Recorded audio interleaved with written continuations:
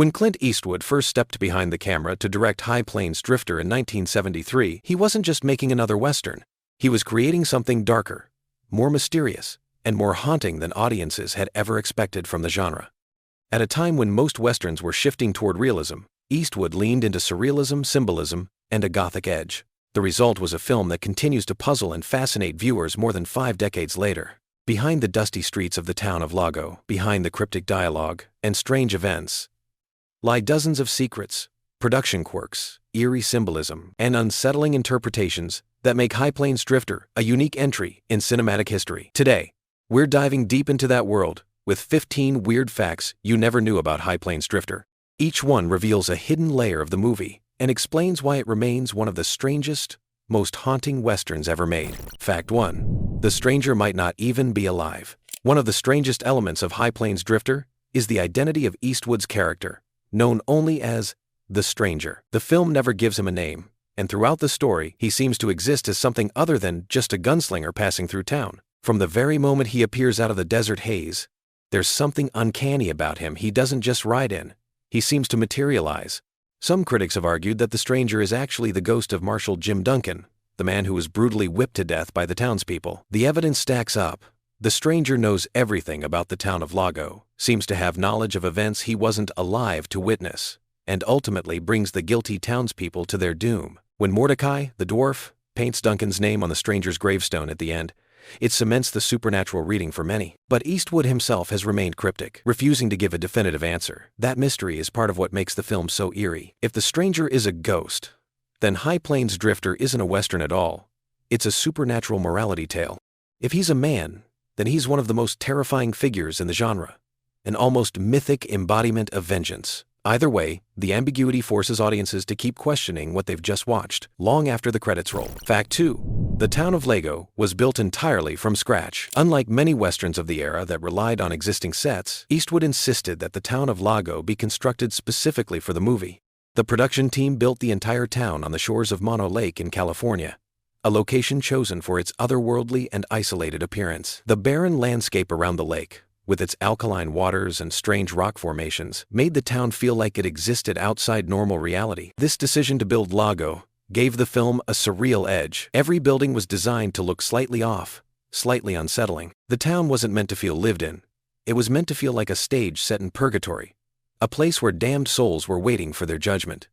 That design choice is why Lago feels so dreamlike and eerie on screen. Incredibly, after filming wrapped, the entire town was burned down in a controlled fire. Eastwood didn't want it reused for other productions, which makes Lago a one-of-a-kind creation. That decision only adds to the haunting quality of the film. Lago came into existence for this one story, then vanished, just like the ghostly Stranger himself. Fact 3. The blood-red town paint was symbolic. One of the most visually striking sequences in High Plains Drifter is when the Stranger orders the town to be painted entirely in red. It's an absurd command at first glance, but the deeper symbolism is chilling. Red represents blood, vengeance, and hellfire, transforming the town of Lago into a literal vision of damnation. This bizarre visual choice is no accident. Eastwood wanted the town itself to become a metaphor for its guilt. By painting it blood red, the townspeople were forced to live in a constant reminder of the crime they committed when they let Marshal Duncan be murdered. It was as though the Stranger was making them publicly display their sin, stripping away their illusions of decency. Film scholars have pointed out that this scene pushes the film into allegory. Lago becomes less a town and more a vision of hell, with the Stranger as the avenging angel or devil who brings justice.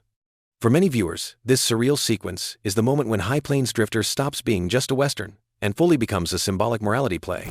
Fact 4. The Stranger's whip is a callback to the Marshal's death. Most gunslingers in Westerns are defined by their pistols, but the Stranger frequently uses a whip to deliver justice. This is a direct callback to the brutal whipping death of Marshal Duncan, the crime at the heart of Lago's corruption. By wielding a whip, the Stranger is forcing the townspeople to confront their complicity. Every time he uses the whip, it's as if Duncan himself is enacting revenge. This weapon choice separates the Stranger from traditional Western heroes, who often rely on quick-draw showdowns. The whip is slower, crueler, and more humiliating for his victims. It isn't just about killing, it's about punishment. The whip reinforces the theory that the Stranger is either Duncan's ghost or his avenging spirit.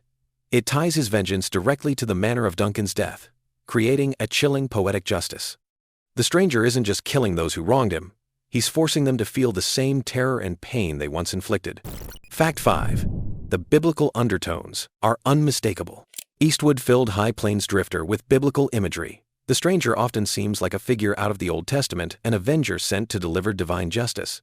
His cryptic nature makes him feel more like an angel of death than a man, punishing the guilty and sparing almost no one. The decision to have the town of Lago painted blood red recalls the plagues of Egypt. The stranger's insistence that the townspeople dig their own graves feels like a direct punishment from a wrathful God. Even the final image of the grave, marked with Duncan's name, suggests resurrection and judgment. Eastwood has said in interviews that he wanted the film to feel mythic, almost biblical in its weight. That's why the stranger never has a clear backstory and why the film leaves so many questions unanswered. The ambiguity elevates the story into the realm of parable, making Lago not just a town, but a symbol for humanity's guilt. Fact 6. Eastwood was inspired by European directors. While Eastwood made his name in Italian westerns with Sergio Leone, High Plains Drifter shows influences from more than just the spaghetti western tradition. The film's surreal tone and haunting imagery were inspired by European art house directors like Ingmar Bergman and Federico Fellini. Eastwood admired how European directors used ambiguity, dreamlike sequences, and allegory to tell stories that went beyond surface-level plots. With High Plains Drifter, he wanted to bring that sensibility to the American Western. That's why the film feels so different from the straightforward morality tales of classic Hollywood westerns. The influence of European cinema is especially clear in the film's pacing and imagery. Long, quiet shots of the desert emphasize isolation and unease, while surreal moments, like the blood-red town or the stranger's sudden appearance, feel almost like dreams. These touches show that Eastwood was already carving his path as a serious director, not just a star. Fact 7. Universal Studios thought the film was too strange. When Eastwood presented his vision for High Plains Drifter, the executives at Universal Studios were skeptical. They wanted a more traditional western that would capitalize on Eastwood's tough guy persona. Instead, he delivered a dark, haunting story filled with ambiguous morality and supernatural overtones. At first, the studio worried audiences wouldn't connect with the story. They pushed for Eastwood to tone down the surreal elements, but he refused. He was determined to make the movie his way, even if it confused viewers. In the end, his gamble paid off. The film was a box office success, though critics were divided. The fact that Eastwood was able to stand his ground against the studio shows his growing confidence as a filmmaker. He wasn't just an actor for hire, he was an artist with a vision. High Plains Drifter was his statement that he was ready to be taken seriously as a director. Fact 8. The dwarf Mordecai is the only innocent character. In a film filled with guilty, corrupt townspeople, one character stands out as innocent: Mordecai, the dwarf. Played by Billy Curtis, Mordecai becomes the stranger's unlikely ally, carrying out his commands without question. He even becomes sheriff and mayor, symbolically replacing the town's corrupt leaders. Mordecai's innocence highlights the depth of Lago's corruption. He's one of the few characters not complicit in Duncan's death, and his loyalty to the stranger makes him the moral center of the film. That's why he's the one who paints Duncan's name on the stranger's grave, at the end, a final acknowledgement of the town's sin. By elevating Mordecai to a position of power, the stranger flips Lago's social order. The outcast becomes the leader, while the supposedly respectable townspeople are exposed as cowards and murderers. This subversion is part of what makes the film so unsettling. It forces the audience to question who really holds moral authority. Fact 9. The film was attacked for its violence against women. One of the most controversial aspects of High Plains Drifter is its treatment of women. Early in the film, the stranger rapes a woman, a scene that shocked audiences and remains difficult to watch today. Critics at the time accused Eastwood of glamorizing sexual violence, while others argued it was meant to underline the stranger's moral ambiguity. Eastwood defended the scene as essential to the character's darkness. The stranger isn't a hero, he's a figure of vengeance, and his actions are not meant to be celebrated. Instead, they're supposed to unsettle the audience and make them question whether they should be rooting for him at all. Still, the controversy has followed the film for decades. Some argue it mars an otherwise brilliant movie, while others believe it forces viewers to confront uncomfortable truths about violence and power. Either way, the scene ensures that High Plains Drifter will never be mistaken for a simple good versus evil western. Fact 10. Eastwood saw the film as a critique of American history. While High Plains Drifter is set in a fictional town, its themes resonate with American history. The story of a community covering up its sins and then facing brutal retribution can be read as a critique of how America has often buried its darkest deeds. Eastwood himself hinted at this interpretation, suggesting that Lago represents towns and communities that profited from violence, exploitation, and injustice while pretending to be civilized.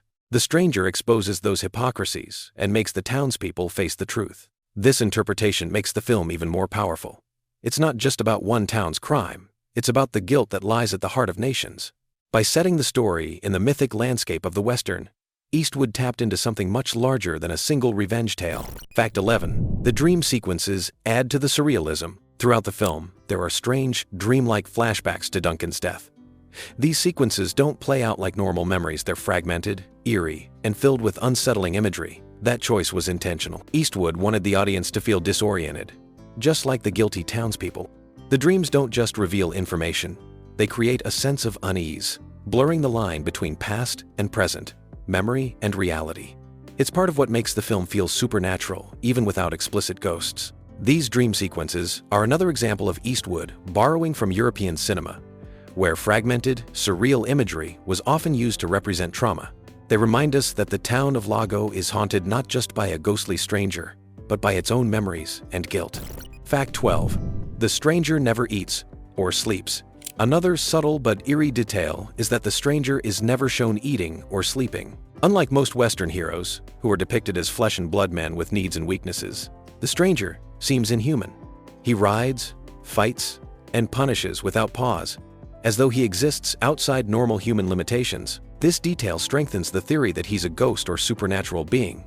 By removing mundane actions like eating or resting, Eastwood stripped away any suggestion that the stranger is just another man. Instead, he becomes a mythic figure, unstoppable and otherworldly. Audiences may not consciously notice this absence on a first viewing, but it contributes to the haunting quality of the character. The stranger isn't someone you could imagine sharing a meal with. He's someone you can only imagine watching from a distance before he delivers judgment. Decades later, High Plains Drifter remains one of the most divisive entries in Eastwood's career. Some hail it as a masterpiece of symbolism and allegory, while others criticize its bleak morality and controversial content. But no one denies its power. The film challenges viewers to grapple with uncomfortable questions. What does justice look like? Can guilt ever truly be buried? Is vengeance righteous? Or is it just another form of damnation? By refusing to provide easy answers, the film ensures its place as one of the most haunting westerns ever made. Its controversy is also its strength. Unlike many westerns that fade into nostalgia, High Plains Drifter refuses to let go of its audience. It lingers, like the stranger himself, long after the story ends.